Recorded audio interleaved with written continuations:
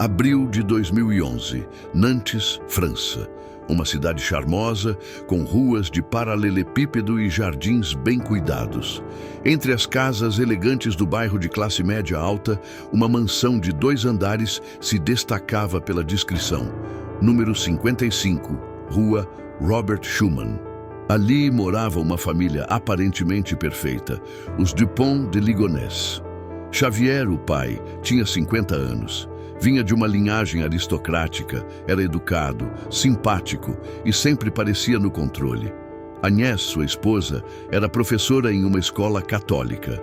Gentil, devota, querida pelos alunos. O casal tinha 4 filhos. Arthur, o mais velho, estudava engenharia. Thomas, o segundo, era músico de conservatório. Anne, de 16, envolvida com a igreja. E Benoit, o caçula, apenas 13 anos, alegre, brincalhão, o típico filho mais novo. Para quem via de fora, era uma família exemplar. Mas como em tantas histórias, a fachada escondia rachaduras. Xavier estava falido. Seus negócios haviam desmoronado, os investimentos fracassaram e as dívidas só aumentavam. Mesmo assim, ele mantinha as aparências. Jantares caros, carro novo, boas escolas para os filhos.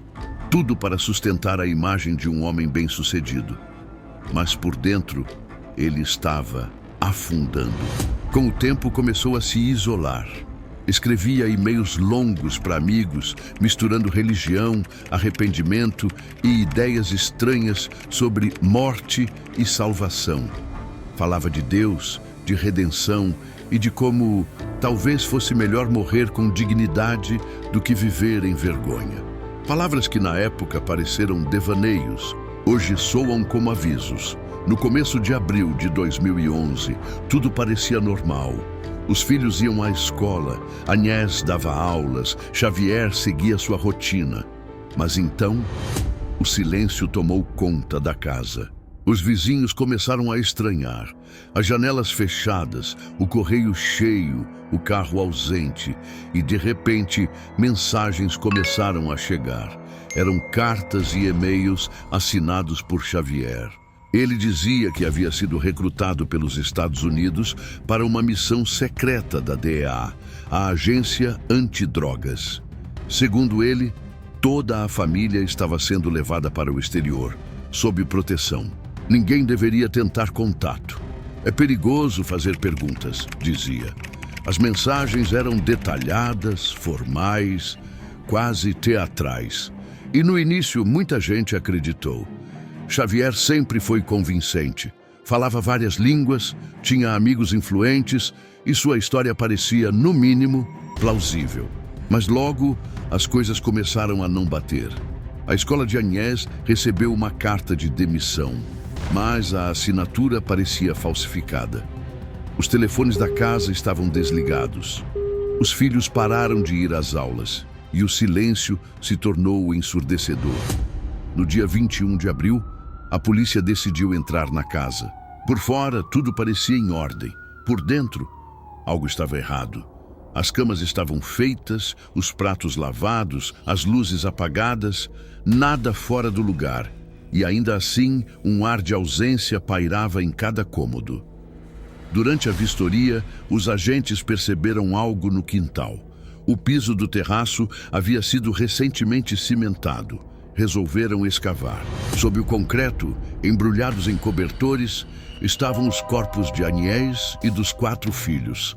Cada um deitado lado a lado, com crucifixos sobre o peito. A autópsia mostrou que todos haviam sido mortos com tiros a queima-roupa enquanto dormiam. Nenhum sinal de luta, nenhuma chance de fuga. Mas havia algo faltando. O corpo de Xavier não estava lá. A França inteira entrou em choque. Quem poderia ter feito aquilo se não ele? Logo, o cheiro denunciou o que estava ali. Logo, as provas começaram a se alinhar. Dias antes do crime, Xavier comprara uma arma, munição, cimento, lonas. Fez reservas em hotéis, pagou refeições em dinheiro e percorreu uma rota rumo ao sul do país. As câmeras de segurança o mostravam tranquilo, sozinho. carregando apenas uma mochila e uma mala pequena. No dia 15 de abril, seu carro foi encontrado estacionado perto da cidade de Roquebrune-sur-Argens. Dentro, nada, sem sangue, sem bilhete, sem sinal de suicídio. A partir dali, Xavier desapareceu. Vieram as teorias. Alguns acreditam que ele se matou nas montanhas próximas. Outros dizem que fugiu, talvez com a ajuda de amigos ou de algum grupo religioso. Durante anos, surgiram supostos avistamentos. Em Paris, na América do Sul, até em igrejas na Itália. Mas nada foi comprovado. Em 2019, um homem foi preso na Escócia. Diziam que era Xavier. O DNA provou o contrário. Nas cartas deixadas antes do crime, ele falava em erro irreparável. Dizia que Deus compreenderia e que a família estaria unida em outro plano. Palavras de um fanático ou de um homem quebrado tentando justificar o injustificável. Mais de uma década se passou. Xavier Dupont de Ligonnès continua na lista dos mais procurados da Interpol. Mas ninguém sabe se está vivo. Talvez tenha se escondido tão bem que se apagou da própria história. E o mistério continua. Quem foi, afinal, Xavier? Um pai desesperado?